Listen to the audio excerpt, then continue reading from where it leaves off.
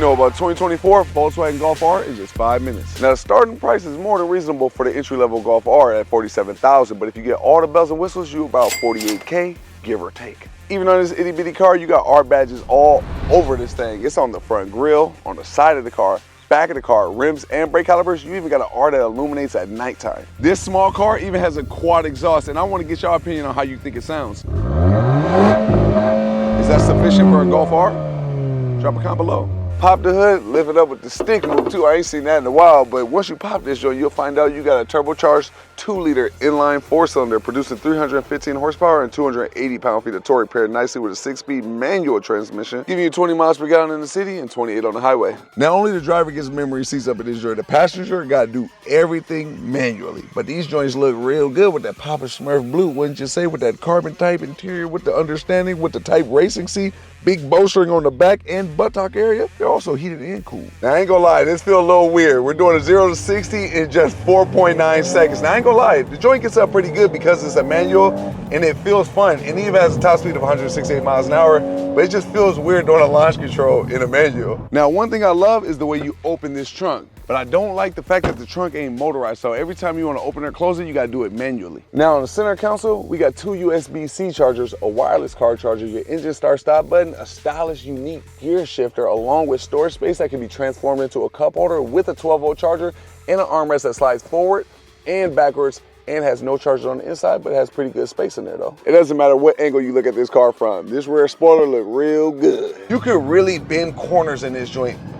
Woohoo, you hear the wheels screeching? We even got an R button that's located on the steering wheel that lets you skip all the extras and get right to the race stuff. Now, when you're getting your Tokyo Drift on in this joint, every passenger in here has an oh shit handle when it's getting a little past the threshold. The digital gauge cluster in here can be reconfigured from 6 different digital layouts, all of which showing your torque, performance, boost, G-meter, a compass, destination, distribution time, acceleration, navigation, audio, telephone, all of which are really important when driving a manual. I mean, because let's be real, we ain't trying to take our hands, we're trying to pop the clutch, keep it going. We got 19-inch rims on all 4 corners wrapped up in 235 35s.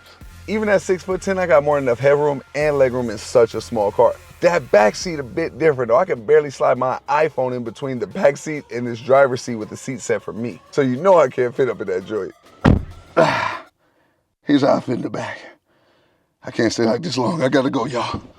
Projected through the front windshield is a heads-up display that showcases your miles per hour in real time. I love this LED light integrated in the front fascia along with these LED headlights and tail lights. This car has not only 1, not 2, but 3 kangaroo pouches for storage in the back seat, along with 2 heated back seats, your own climate controls, 2 reading lights, 2 chargers, a leather-wrapped armrest with 2 cup holders, and they can even access the trunk right here from the back seat. And to lay down the back seats, all you gotta do is pull this tab. Now you can't tell me this ain't a big trunk space for such a small car. I mean, it's pretty much as big as the back seat.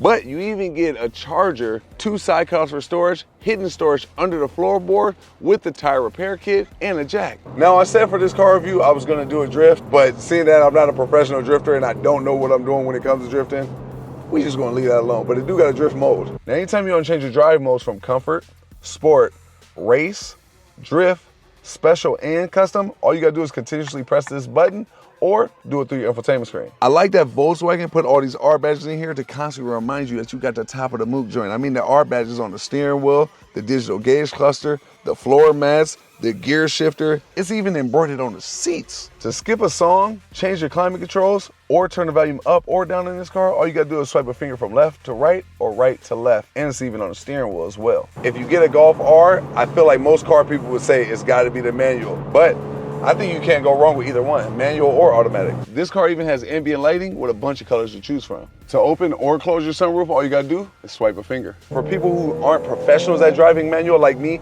but also aren't ultra beginners at driving manual like me, this is a super fun car. And then for the people who are top level with the manual driving skills, they'll have a lot of fun in this joint. Now, that's everything I think you need to know about the 2024 Volkswagen Golf R in just 5 minutes.